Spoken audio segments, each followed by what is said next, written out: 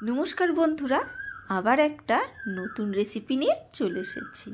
আজকে বাঁধাকপি আর পনির দিয়ে একটা নিরামিষ তরকারি করেছি, সেই রেসিপি তোমাদের সাথে শেয়ার করব। চলো দেখে নেওয়া যাক বাঁধাকপিটা কিভাবে করেছি।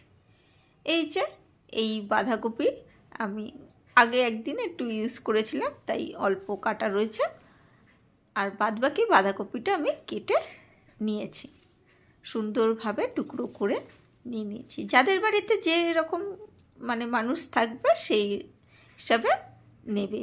একটু বড় বড় দেখতেই পাচ্ছ সাইজের কিন্তু বাঁধাকপিগুলো কেটে রেখেছি। এখানে কড়াই বসিয়ে দিয়েছি। কড়াইতে ওই 1 কাপ থেকে 1.5 কাপের মতন জল দিয়েছি।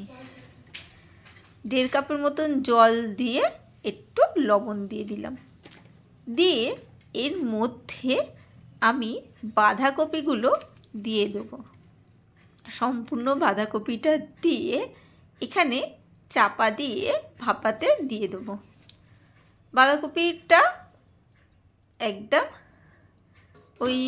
এখন তো জলটা গরম হয়নি, সেহেতু হাই ফ্লেমেই রয়েছে, দিয়ে চাপা দিয়ে রেখেছি। ওইদিকে হচ্ছে, সেদ্ধটা হবে।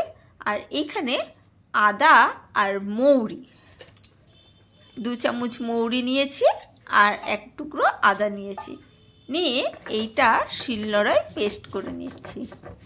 তোমরা মিক্সিতেও করতে পারো, কিন্তু যে কোনো অল্প পরিমাণ জিনিস মিক্সিতে অনেক সময় ঝামেলা হয়, তাই আমি শিলনোড়ায় বেটে নিচ্ছি। তার সাথে 1টা কাঁচা লঙ্কা দিয়েছি, এর পরবর্তীকালেও দেবো, সেহেতু আমি এখন 1টা কাঁচা লঙ্কা দিয়েছি। যদি তোমরা বেশি ঝাল খেতে চাও তাহলে একটু বেশি দেবে।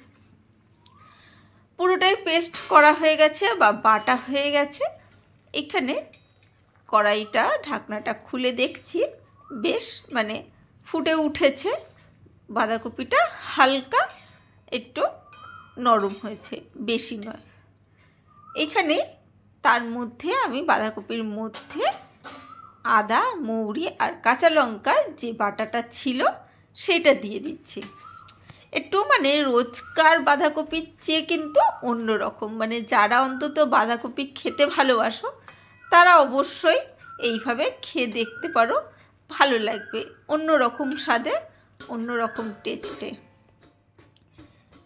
এখানে আমি চাপা দিয়ে রেখে দিলাম, আবার কিছুটা মিডিয়াম ফ্লেম রেখে দিলাম, কারণ জলটা রয়েছে, জলটা আর একটু শুকাবে আর মৌরি আর আদার পেস্টের গন্ধটা বাঁধাকপির মধ্যে ছড়িয়ে যাবে। বাঁধাকপির গন্ধটা সেই আর থাকবে না। এখানে কাজু আর পোস্ত নিয়েছি, নিয়ে এইটা বেটে নিচ্ছি, ভালো করে পেস্ট করে নিচ্ছি। তোমরা এটা মিক্সিতেও বেটে নিতে পারো।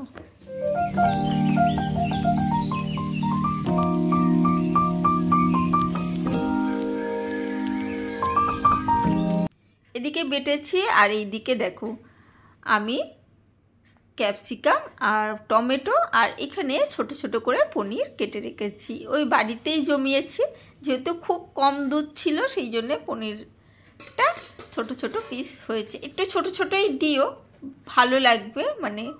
মাখা মাখা হলে কি হবে, বেশ খেতে আরও টেস্ট হবে। তোমরা দোকান থেকে কিনেও পনিরটা দিতে পারো।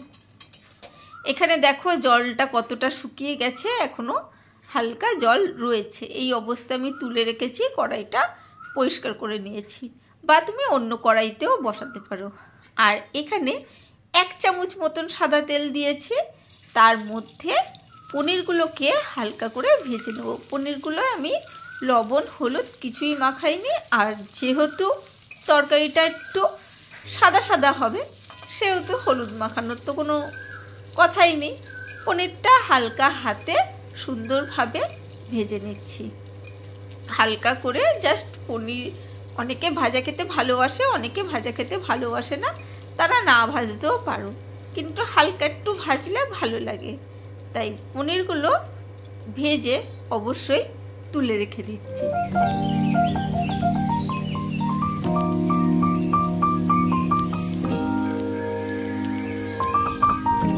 ওই কড়াইয়ের মধ্যে একটা দারচিনি মানে এক টুকরো খুব সামান্য পরিমাণ দারচিনি, একটু লবঙ্গ, দুটো ছোটো এলাচ আমি দিয়ে দেবো।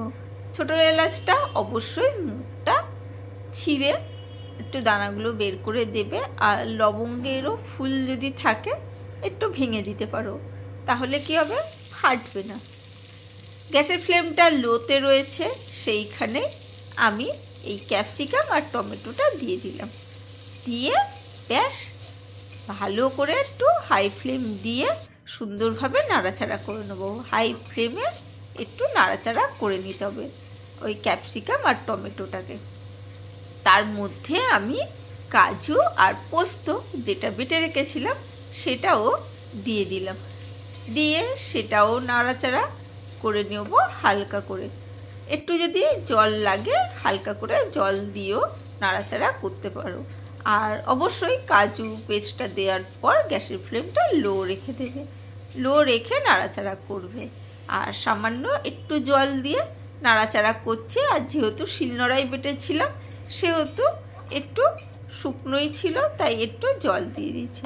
একটু হালকা করেই নাড়াচাড়া করলে হবে। এই তরকারিটা খুব বেশি কষাকষি হবে না। একটু হালকা জল দিয়ে দিয়েছি। এখানে হালকা করে একটু লবণ আর মিষ্টি দেবো, অবশ্যই নিরামিষ তরকারি যেহেতু, আবার বাঁধাকপির তরকারি সেখানে তো চিনি পড়বে বা মিষ্টি পড়বেই। সেই পরিমাণ যে যেরকম বাড়িতে চিনি বা মিষ্টি খাও সেই পরিমাণ দিয়ে দেবে। এখানে পনির আর এই বাঁধাকপিটা যেটা সেদ্ধ করে রেখেছিলাম সেটা দিয়ে দিলাম।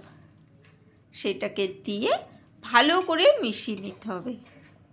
হ্যাঁ, তোমরা বলতে পারো মশলাটা তো খুব বেশি ভাজা হলো না, তাহলে মশলার কি কাঁচা গন্ধ বেরোবে? না, ওইখানে মৌরিটা যেমন বাঁধাকপির সাথে সেদ্ধ হয়েছিল, এখানেও কিন্তু এই মশলাটা খুব বেশি কষা না হলেও বাঁধাকপির সাথে ভালো করে সেদ্ধ হবে, তাই কাঁচা গন্ধটা থাকবে না। আর পোস্তর কাঁচা গন্ধ অনেকেই ভালোবাসে, সেই জন্যে চিন্তা নেই। এখানে আর কয়েকটা কাঁচা লঙ্কা দিয়ে দিয়েছিলাম, কাঁচা লঙ্কার স্বাদটা ভালো আসবে বলে কাঁচা লঙ্কাটা চিড়ে দিয়ে দিয়েছি। চাপা দিয়ে কিছুক্ষণ ফুটিয়ে নেওয়ার পর খুলে একটু নাড়াচাড়া করে নিচ্ছি।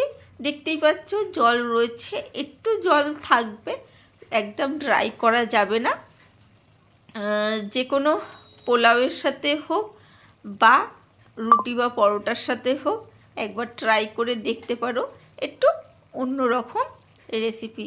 অবশ্যই নামানোর সময় এইটা একটু চিনিটা একটু দিয়ে দিচ্ছি, যেহেতু চিনিটা একটু কম লাগছিল সেই জন্যে একটু চিনিটা দিয়ে আবারও মিশিয়ে ভালো করে মিশিয়ে নিচ্ছি যাতে চিনিটা আবার গলে যায়, তাহলে কি হবে, স্বাদটা সুন্দরভাবে বোঝা যাবে।